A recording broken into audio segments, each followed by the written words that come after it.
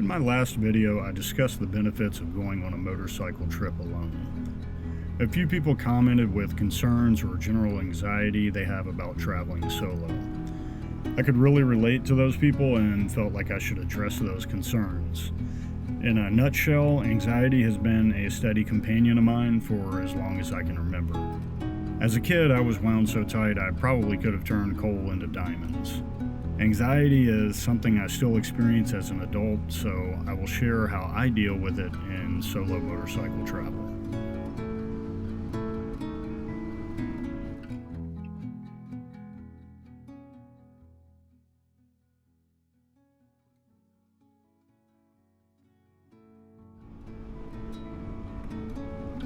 One of the major keys to a successful motorcycle trip is being prepared. This applies to everyone regardless of experiences with anxiety.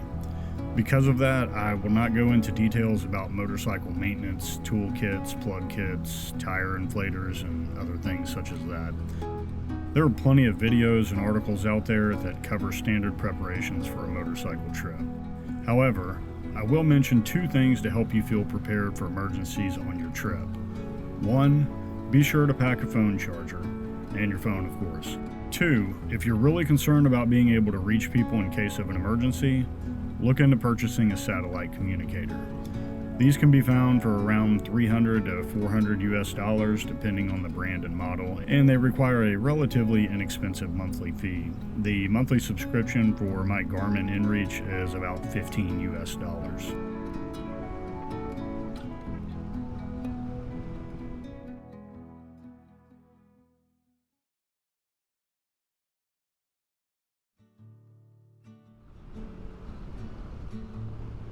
If the thought of going on a trip full of unknown causes you anxiety, you can eliminate some of this beforehand with research and planning.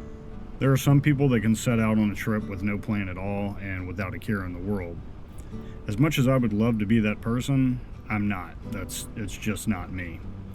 The amount of research and planning you put into your trip is entirely up to you, but some simple things like planning your route and at least creating a general idea where you're going to stay each night may be enough to ease your mind. People will always debate whether or not you should make hotel reservations for a motorcycle trip. Where you will be traveling and how tight of a schedule you wish to keep can affect this choice. If you are wanting to stay somewhere with limited hotel options, it may be in your best interest to make reservations. Keep in mind that while making those reservations may alleviate some anxiety now, it could cause some stress for you later during your trip if you're moving every day. While researching your route, keep in mind you may decide to alter it once on your trip. I prefer to look at a map and GPS of the area I'll be traveling and get a general idea of things in the area. I'll note different options that I can choose from later. This gives me a sense of comfort because I have familiarized myself with the area to some degree.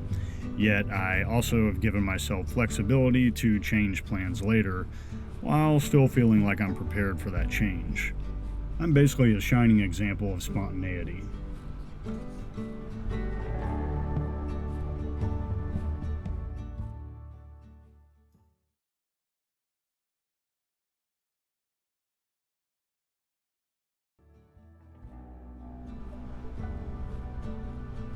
For a lot of people, the primary cause of anxiety is an endless loop of what-ifs.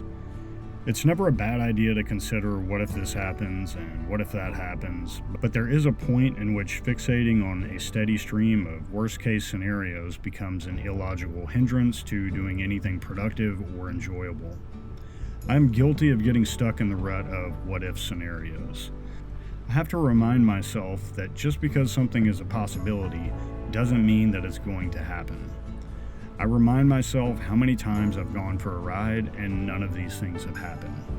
I try to keep in mind that each of these things are statistically unlikely to happen, and if I prepare and exercise good judgment, I can mitigate the risk. Try to keep thoughts and concerns reasonable. Ask yourself what's the worst that could happen on your trip? How likely is it to happen? What can you do to reduce the risk, and how would you deal with that event if it happened? These are all thoughts that run through my head before I ever even set out on a trip. Once I have reasonably answered these questions, there's no value in dwelling on them. Instead, I focus my thoughts on things that I will see and enjoy on my trip.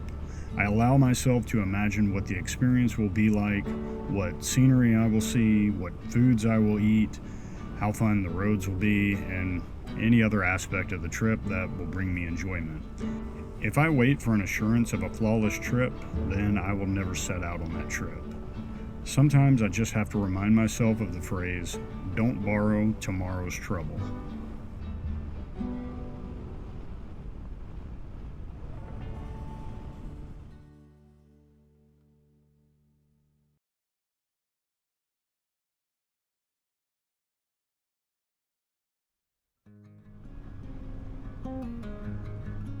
Some people will tell you to accept the anxiety and allow yourself to feel it.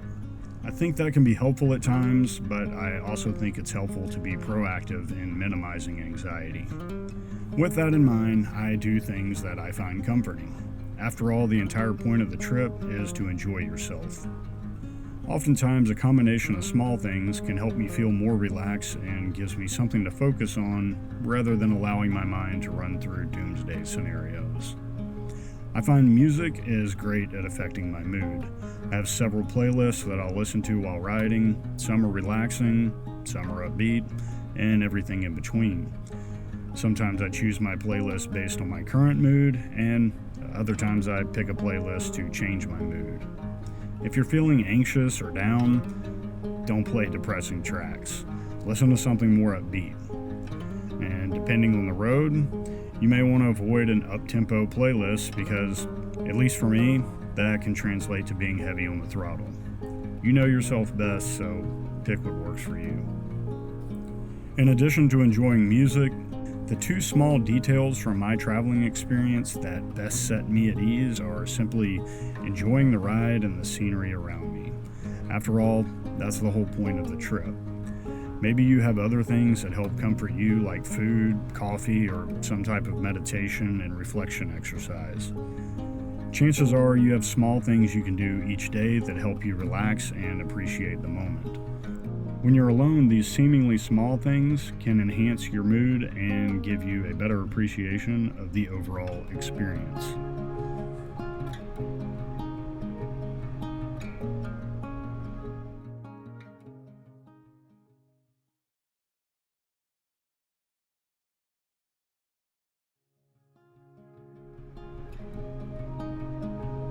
At the beginning of your trip, the journey may be intimidating as you think of it in its entirety.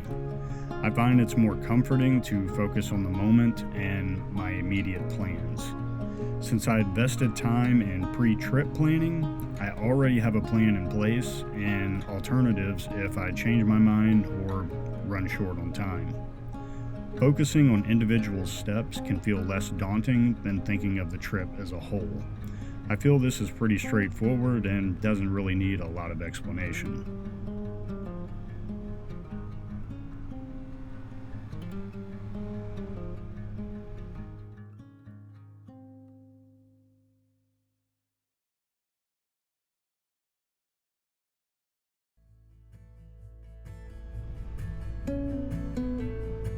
Some people are uneasy about traveling alone because, well, they think they'll be completely alone. There's a big secret you should know. You're never truly alone.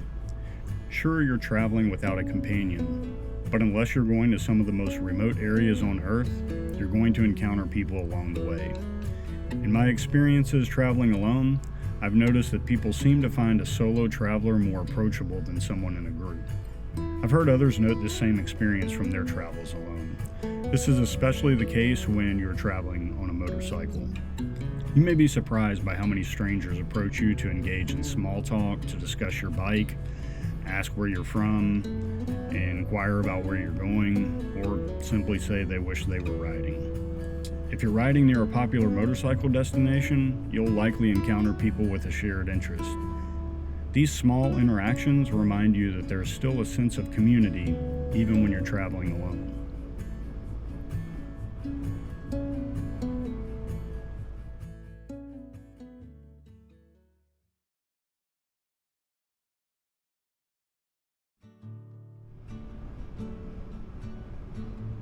Sometimes addressing anxiety means hitting it head on. One of the most effective things for me is to change my mindset and force a sense of confidence. Regardless of one's background, social status, education level, or any other factor, we have all experienced some hardship, challenges, and stress at some point in our lives. That includes you who are listening to me now. The fact that you're listening to me indicates the more important part of this point. If you're listening, that means you're alive. You survived those challenges and stresses. That doesn't mean it was pleasant, but the fact is you mustered the strength to get through whatever it was, and now it's behind you. If you've experienced anxiety before and that's currently preventing you from embarking on a trip alone, I'd ask you to consider something. Think back to when you first began riding and be honest when you answer this question. Did you have anxiety about riding? My answer to that question is not just yes, but absolutely yes. While the thought of riding gave me anxiety, it was also exciting. In fact, it was too exciting to allow my anxiety to keep me from doing it. I'm not sure when it happened, but somewhere along the way, I gained enough experience and confidence that I no longer felt riding anxiety. The more we push ourselves to do things we want to do, the more confident we become. Now, if I can't talk myself into being confident, I fall back on one of the oldest tricks in the book: peer pressure. Only in this case, the peer pressure is directed at me, by me. Which sounds a little insane, but, well, yeah. The main way I do this is by telling myself other people do this exact same thing on a regular basis. Someone like Amanda Zitto from the YouTube channel As the Magpie Flies is very inspirational. She's done far more solo motorcycle trips than me, including crossing the US several times. She has spoken openly about her struggles with anxiety, which happens to be a bit of a focal point in her most recent video. She's a great reminder that we shouldn't allow anxiety to prevent us from doing the things we want. Everything I've shared is based on my own experiences. If you have other ideas or strategies you use to handle anxiety, please feel free to share them in the comments. Hopefully we can all help each other on this one.